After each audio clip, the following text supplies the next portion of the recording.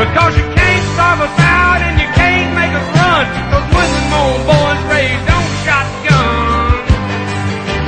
We say grace, we say ma'am. If you ain't into that, we don't give a damn. We came from the West Virginia coal mines and the Rocky Mountains and the western skies.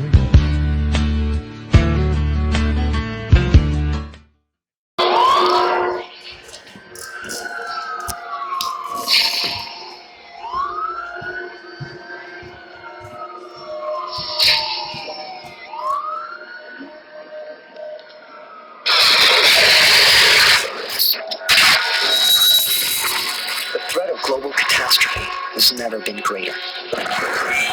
The chain of events that could unravel our society could come from anywhere and without warning. Imagine a world without government, food, water, or power. I'm Rudy Reyes. I've served 7 years as a recon Marine. I fought in Iraq and Afghanistan. I've been trained to survive extreme conditions. I'm going to show you how to survive after Armageddon.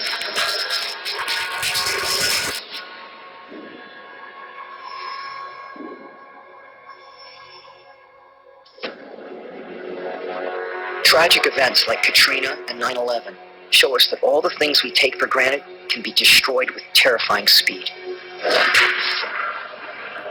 Homeland Security tells us to prepare for 72 hours after a major disaster. But what happens if there is no Homeland Security? No law, no one to help you. If you survived a catastrophic disaster, you would probably emerge into a very different world. Everything will have changed, and I mean everything. The people you might meet, where you get food, water, how you make shelter, they either won't exist, or they can't be trusted. But the resources you will need to survive are out there, and I'll show you how to find them. The first place I'm going to head to is the nearest city. Even after a major disaster, survival basics can be found there in the most surprising places. Our mission is to locate them. When you're in the open, move quickly. If there are other survivors, they could be a threat. Keep off the main highways and stick to less traveled routes, like rail lines. When society breaks down, people will be desperate, they'll be hungry, they'll be disoriented. If they see you, they'll want to fight you for what you got. So you've got to blend, you've got to hide, deceive, camouflage your movements, in and out of the city. So if you do run into somebody, you run into them on your terms.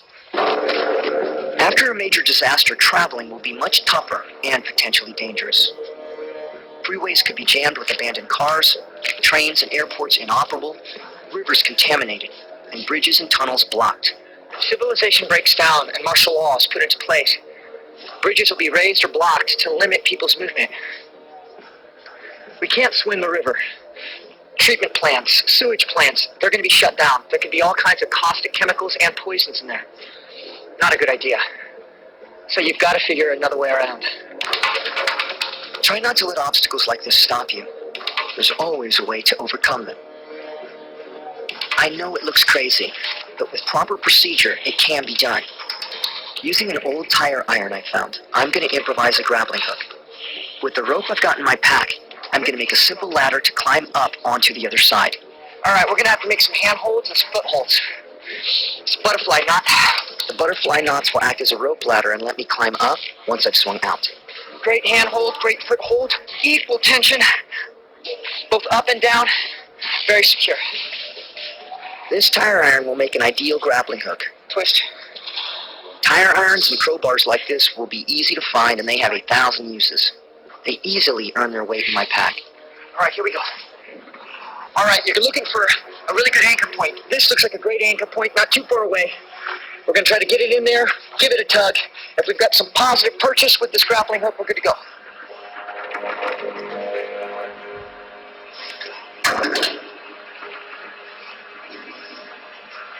That feels positive. You got to have confidence in your abilities.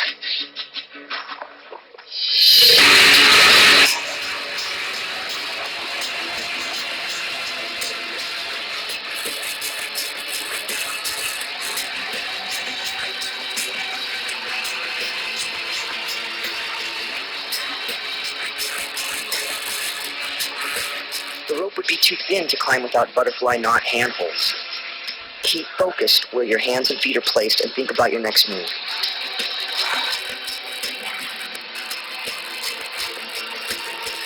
Don't ever let your concentration falter.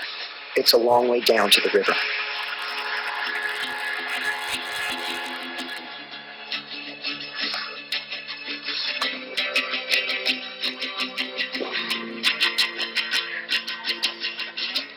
We're really exposed up here. You need to make your way off to this danger area as fast as you can. Night's coming in fast. You need to make shelter.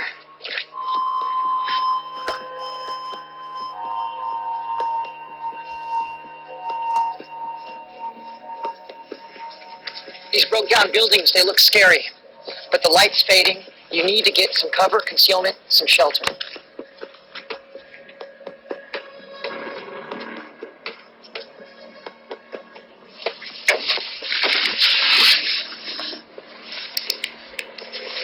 This flashlight with fresh batteries, it's going to save your life. Keeping it going, however, that's going to be a challenge.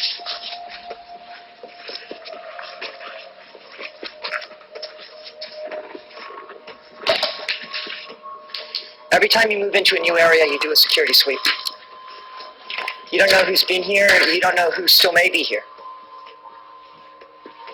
You carry your flashlight just like so you can use it as a weapon if somebody does pop out around a corner with a bad attitude.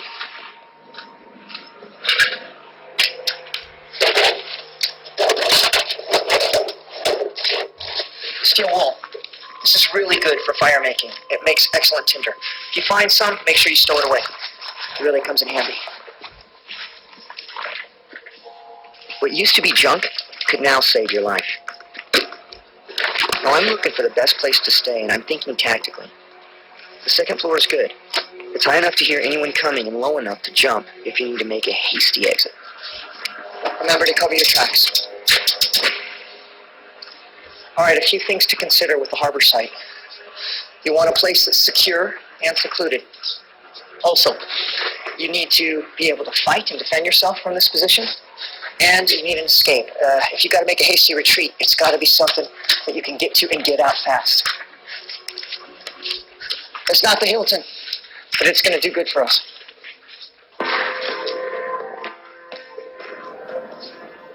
Now it's time to build a fire, and I'm going to use the steel wool I found to start it. Let's fray it up a bit. There we go. Because as these little baby wires get pulled out from the big mass, they're going to catch a lot easier. And now here's the trick. All right, you're going to take this power source, this battery, 9 volt, and you're going to put it to the steel wool.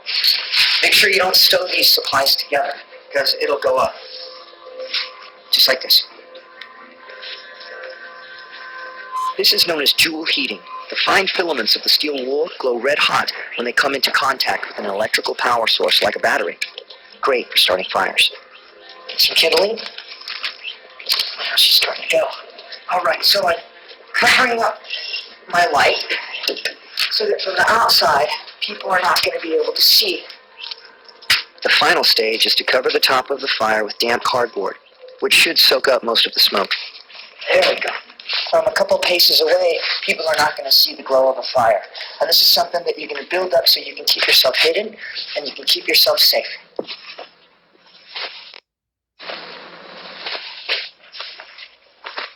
Always assume you're under observation. Try not to retrace your steps or use the same entrance you came in.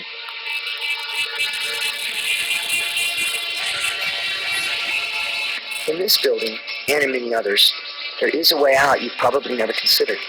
But in an emergency, it could save your life. Great, this is exactly what we're looking for. Now, keep in mind, without power, the elevator is going to be a lot tougher to open on this side than on the other side. But normally there's some kind of catch. They're designed so that if there's an emergency, people can escape them. Let's give it a go.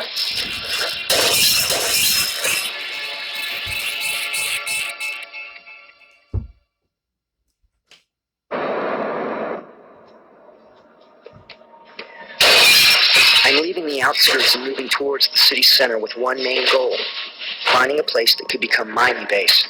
But before I go, here's a great way to leave a building. Through the elevator shaft. In an emergency, this trick could get you out without being spotted. These elevator shafts, they're one of the strongest constructed elements in a building. This is what you're going to use to get down. This makes a very stealthy way in or out of a building. Let's do this. This looks crazy, but the technique to get down is easier than you think. There's a gap of about a foot. Just reach out with both hands.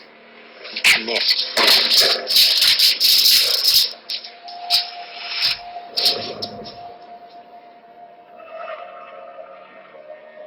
Make sure your feet are pressing tight against the cable as well. This will give your arms a break. To give you an idea of how strong the cables are, a typical freight elevator like this one carries about 8,000 pounds. Each of these 4 cables can hold that load alone.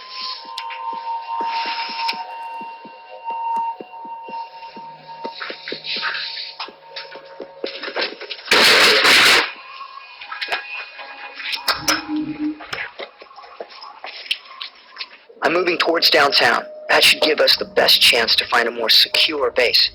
But since the city has a residential district along the way, I want to check it out. As disaster unfolds, residential neighborhoods like this could become conflict areas. Many people's natural instinct is to leave, take as many of their belongings as they can, and head for the roads. It's called the flight response. Looters then fill the vacuum. But a place like this could still offer rich pickings.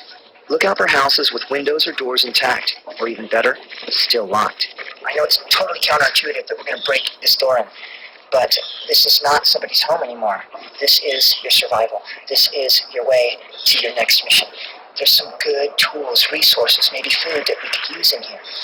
When you're making an entry, it's about speed, surprise, violence of action. You need to be ready for anything, and I mean anything that's on the other side of this door. Let's do this.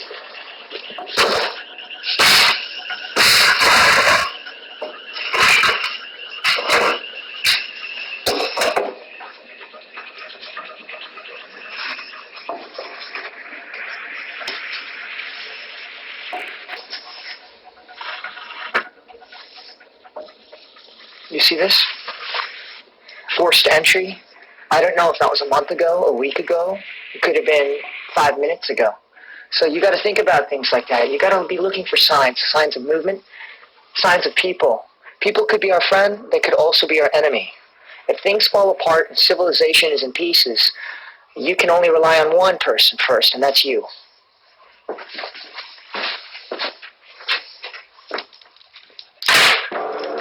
Basements are a great place to scavenge because that's where many families store their emergency supplies. It smells damp in here. See all kinds of water damage, woods rot.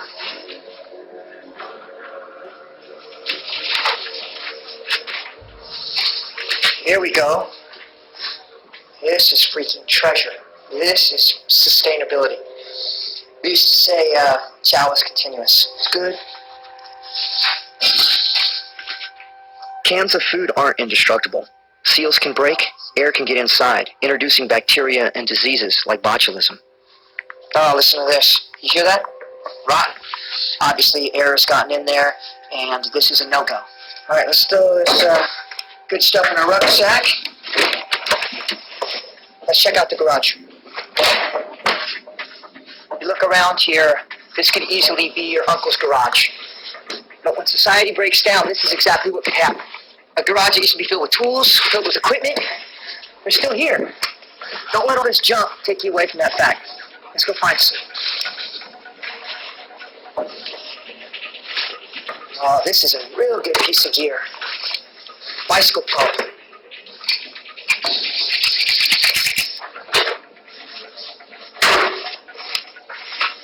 Sterno. This can be fuel. This could be fire starting material. This has a lot of different uses. The seal's good. It's busted up, but we still got some good stuff inside of there. So this is going with us for sure.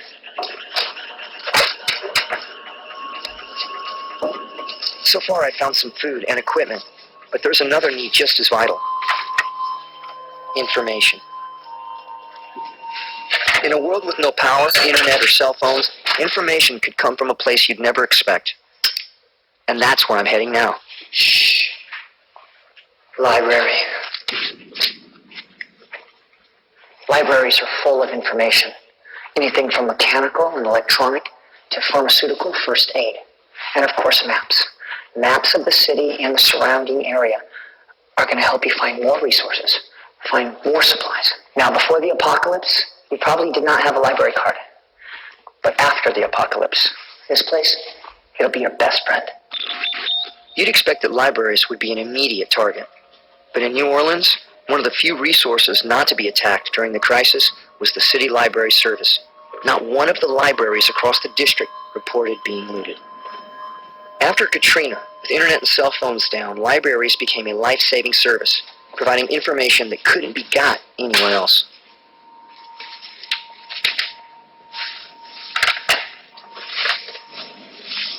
To use them, think back to grade school when you probably learned the Dewey Decimal System. 912, Mike 32. That's how books are cataloged, placed in a specific repeatable order that makes them easy to find.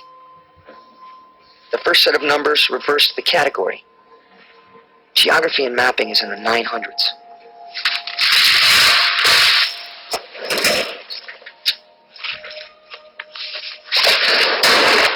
This is what we're looking for. After there's a global disaster, how you think about movement, how you think about getting around from point A to point B completely changes. You start considering stealth, sneaky, surreptitious. This is a sewer map. And this could save your life.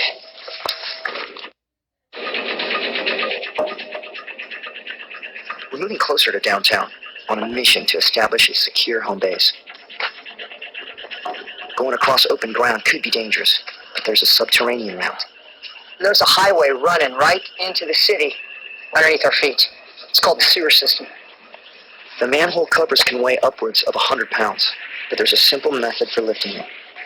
You'll need a bit of cordage like this old shoelace and a short piece of metal thin enough to fit through the pig hole. All right, this is a simple prusik. See the bite? This part that goes over and locks the rope down. It's also really easy to take off once we get this manhole off. You'll need some extra leverage. Like I said, these things are pretty heavy.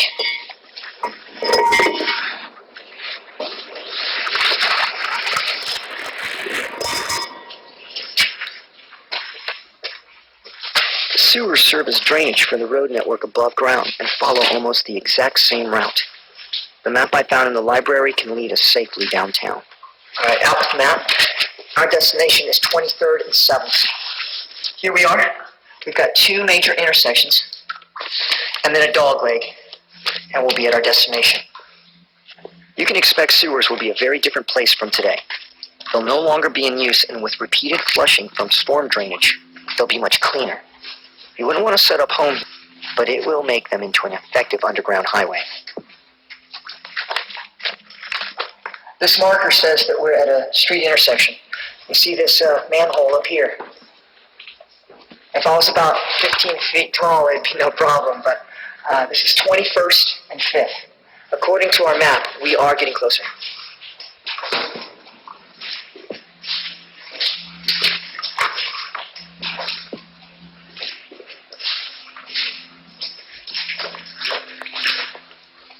Third and 7th, we're here. After 9/11, many cities adopted new security measures. To block potential terrorist attacks, manhole covers were tagged so any attempts to tamper with them could be monitored. Some were even welded shut. I don't see any markings. I'm going to give this one a shot.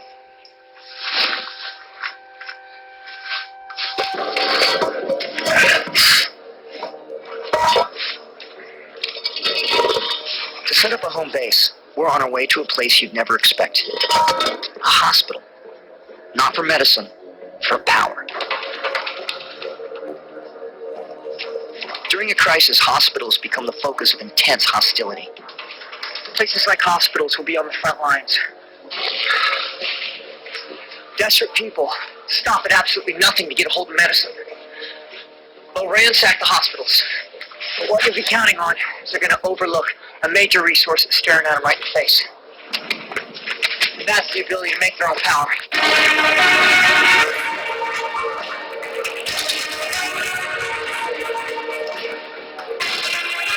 hospital has a backup generator designed to work even when the entire power grid fails. Getting it started could be the key to survival. And that's what you're gonna do. You're gonna find a way into that backup generator, and you're gonna make a base here.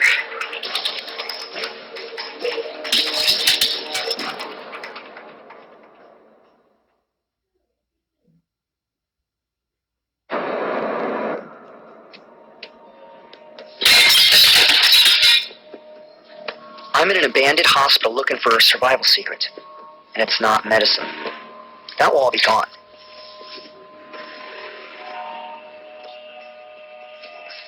When Katrina struck, some of the city's hospitals and other healthcare resources were destroyed or inoperable. The number of patients who needed help far exceeded supplies and personnel. The situation became so desperate that within hours, pharmacies and clinics were looted and raided. Drugs and medicines were only available through a black market economy. But I'm looking for something the looters might have overlooked. A backup power generator. Before you get power, you don't want to light this place up like a Christmas tree. Switch all the fuses off. Lights in a building would be like a beacon in a pitch black city, which could attract unwanted attention. Now let's get down to the generator. When the city's power grid fails, hospitals are one of the few places with backup emergency generators. It will automatically kick in using its own independent fuel supply. But with no one around to refuel it, the backup tank will eventually run dry. But that doesn't mean you can't get it started again. The backup generator looks in good shape. Doesn't look like anyone's been tampering with it. Alright, you see here, selector switch is on auto. That means when there's a power outage and the grid goes down, this generator kicks back on and takes up the slack. So if you can get some fuel and get it fired up, you can start making electricity and building a base. Finding fuel won't be easy, but it's there if you know where to look, like in underground tanks at gas stations. Most generators run on diesel, which makes things easier. Unleaded. When you're looking for fuel, diesel is going to be your best bet. This is it. In America, about 5% of the cars are diesel, so all the gasoline is going to be gone, but you're going to have a good chance of finding a little bit of diesel fuel. With no power on at the pumps, extracting fuel could be tricky. I'm going to try using the bike pump I found. When you attach your hose, make sure that your attachment points are taped well. You've got to have a good seal on this. So putting all this together, it basically turns into a huge syringe.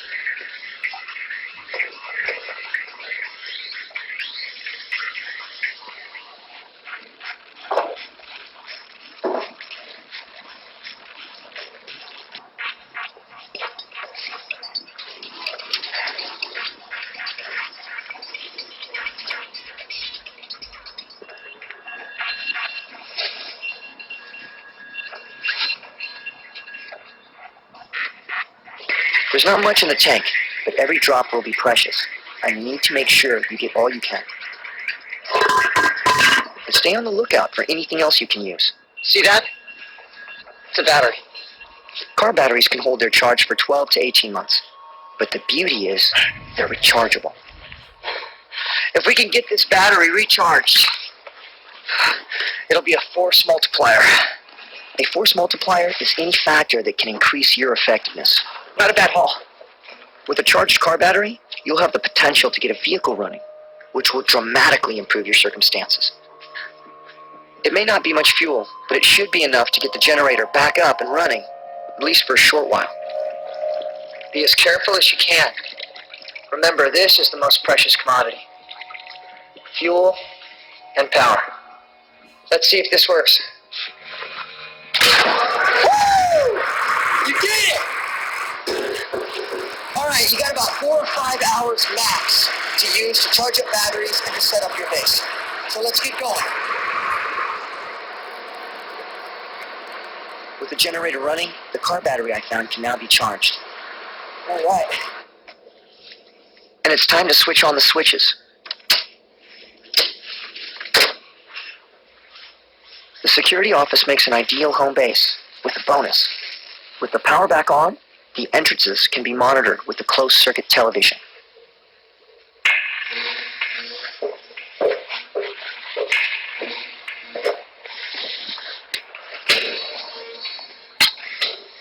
Now that we're safe, it's time to think again about food and water. Rain catchment on the roof is a great source of fresh water. Your water's sterilized from boiling. And I know you gotta be hungry. Potluck's on the menu. Without labels, you're just gonna have to get used to eating whatever you can get a hold of. Let's see what we got. Sweet corn. Tastes great. Cat food, green beans, or, I don't know, some kind of potted meat. All right. Vienna sausages. Kind of reminds me of my grade school lunches. Right now, basic needs like food, water, and shelter are under control. But there's one thing that isn't. Imagine yourself in this world. Just the weight of the loneliness. I think that'll be crushing. When I was going through my POW school, I was on the run for a week. It was so hard, not just because I didn't have any food or any shelter, but because I was alone. And when I finally was captured and I was put in this little 2x2 concrete cell, I've been tortured a bit, and beat up a bit. Actually, it really saved me because I could hear one of my fellow brothers tapping on the cell next to me. And that human contact and that sign that I was not alone, it gave me hope. I know if this really happened to me, I'd have to keep driving on till I found someone, till I made some contact. I'd have to have the dream that we could rebuild, that I could rebuild. And I know I couldn't do it on my own.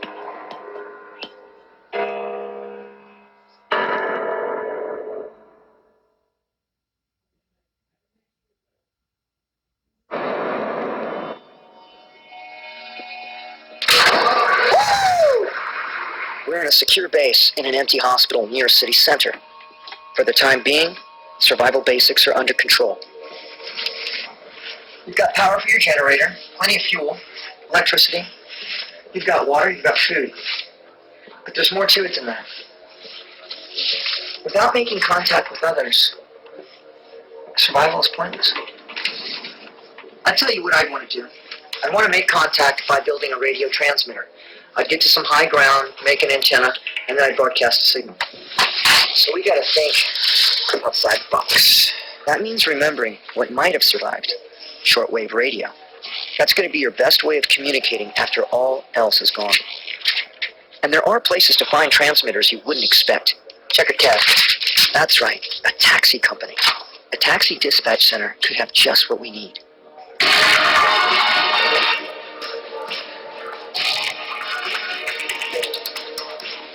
Remember to always move quickly and cautiously. It's more difficult to maintain an advantage in urban areas.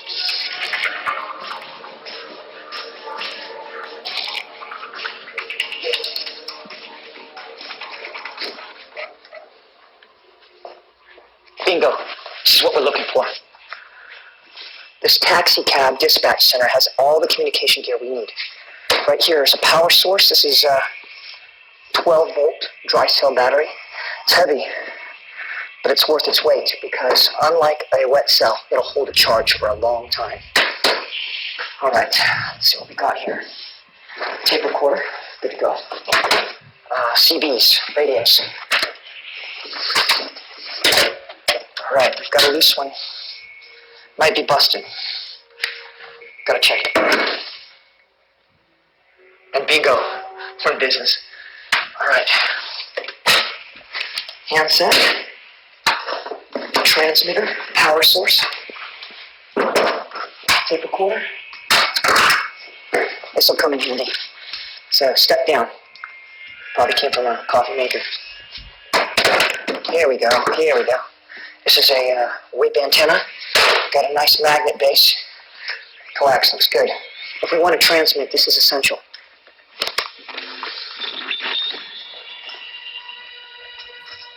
To increase the range of the transmitter, we need to get to higher ground.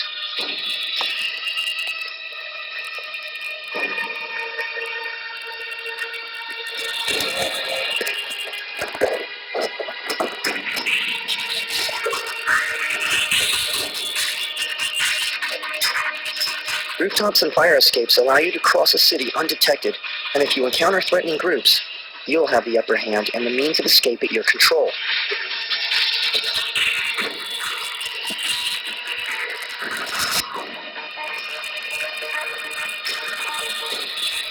Radio transmitters used by taxi companies are good on the ground for only a short distance. Getting to a higher, unobstructed point in the city will increase the distance by line of sight. The horizon from a 300-foot building will be about 25 miles.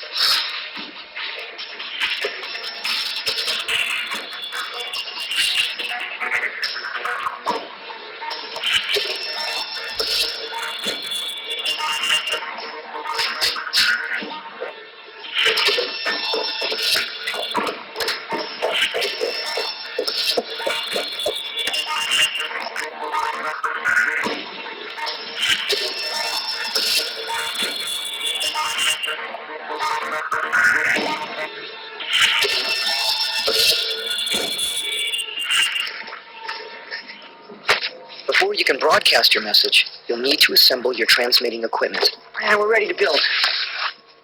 All right, this is our CB transmitter. We're going to attach it to our main power source. It's 12-volt dry cell batteries. Tape it up, keep it neat, and this bad bear will last you. Let's fire this baby up. You should select channel 9. This is the channel monitored by the emergency services. If anyone will be listening, this is the channel that is most likely to be scanned. All right, channel 9. If you look around from way up here, this has got to be the tallest building in this city. We'll be able to shoot our message all the way to the horizon.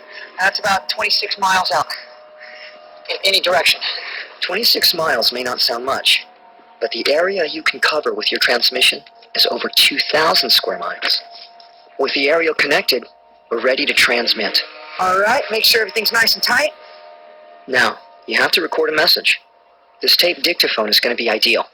All right, the information you want to put on this is your name, your status, you're alone, and then what destination or where you're going to next. It's got to be a no-kidding terrain feature, a city, a town, a bridge, some specific intersection.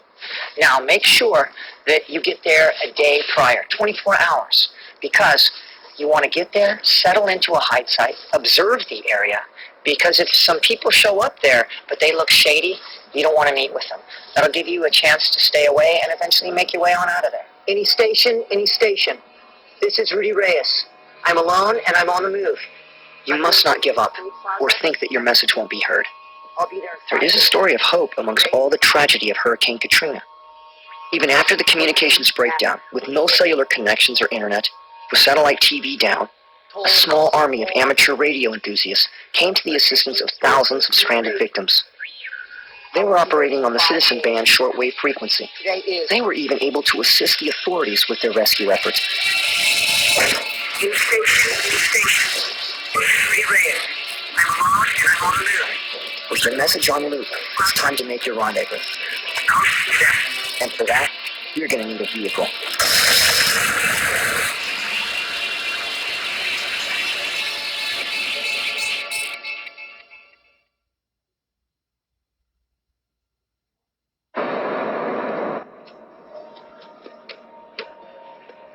I'm Rudy Reyes. I'm showing you how you can survive if Armageddon comes. We've made a rudimentary transmitter and left a message trying to reach other potential survivors. This is Rudy Reyes. Back at my base at the hospital, I can use the battery I've charged to get a car going. But if you want to keep it going, you're going to need a specific kind of car. This new car is useless to you. With modern electronics, alarm systems, immobilization devices, we can't get it going. This one, no good. No good. No. Wait.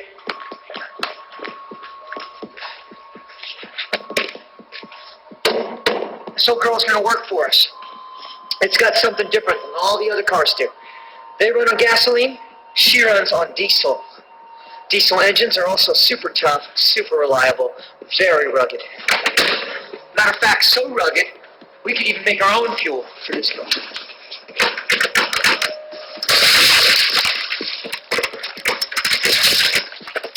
You got the battery in. Let's see if we can hotwire this baby. All right, we cut these 2 wires. We also have to cut the brown one.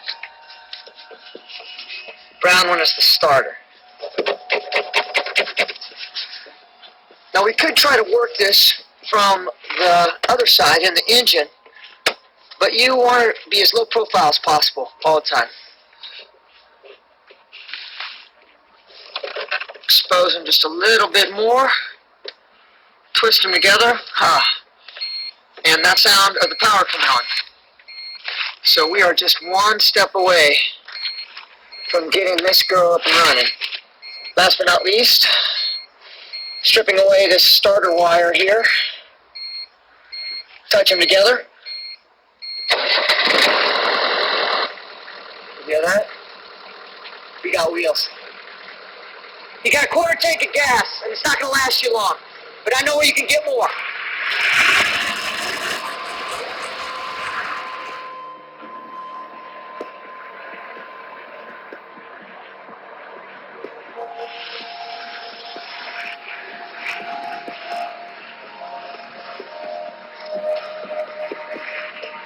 You've got your girl running, but now you got to keep her running. You have no gas stations you can go to, so you're going to have to look for your own fuel or make your own fuel. I'm on the lookout right now for some restaurants, a fast food joint, something like that, that's got, a grease trap, basically a grease trap. From that grease trap, we can refine that down to some really field expedient fuel to keep your vehicle running.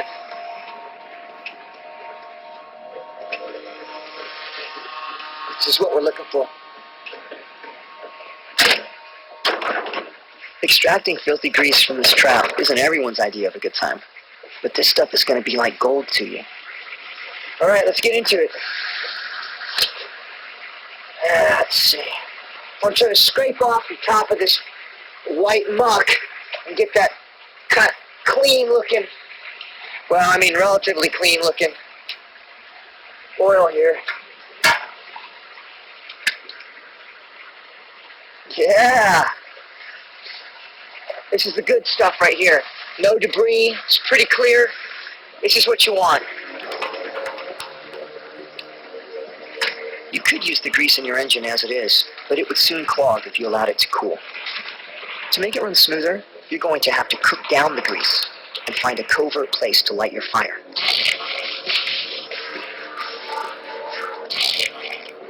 The grease needs heating to thin it out. Once it's hot enough, skim off any solid material on the surface. To finish the process, you're going to need 2 chemicals that you can scavenge easily. They're found in drain cleaners you'd have under your sink and in your vehicle's antifreeze. We've got our methanol, and we've got our lye. The methanol in antifreeze that you put in your gas tank, and then the lye you get in your basic household drain cleaner. Now, the ratios to this mixture for your field expedient biodiesel are 5 parts raw cooking fat, vegetable cooking fat, 1 part methanol. On this 1 part of methanol, you're going to take half a tablespoon in the methanol. Shake it up real good. If you were in a laboratory condition, then we'd have centrifuge or something like that so that the mixture would be perfect, all impurities would be out. Same thing with the raw material up here, but we don't have the luxury of time or equipment. What's most important is that we create fuel. Fuel is so valuable to us. Vehicles, they're going to get mucked up with this concoction, but they're going to run. They may run 50 miles, they may run 100 miles, 200 miles.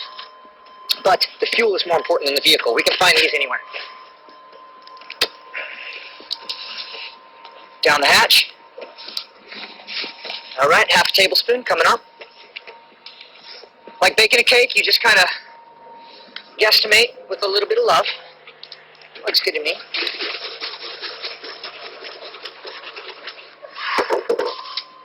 Again, be careful, it's hot. The methanol acts as a stabilizer, and the lye binds both the cooking oil and the methanol together. Allow the mixture to cool before pouring it into the tank. All right, this is going to be our filter. Making sure it's going in there.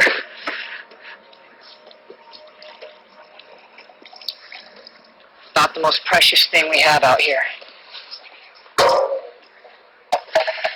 We've got a full tank of gas. We're good for 100 miles, at least.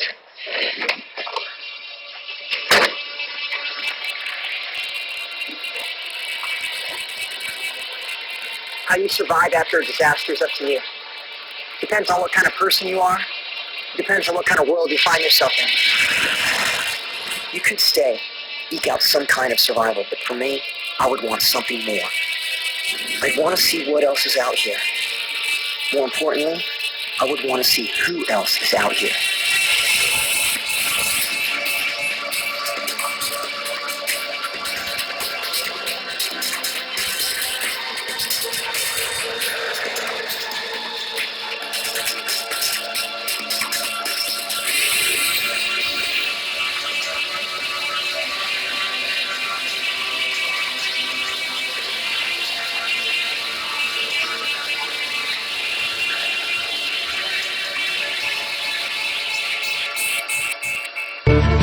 Because you can't starve us out and you can't make us run. Those Woodland Mole boys raised on shotguns. We say grace, we say ma'am. If you ain't into that, we don't give a damn. We came from the West Virginia coal mines and the Rocky Mountains and the western skies.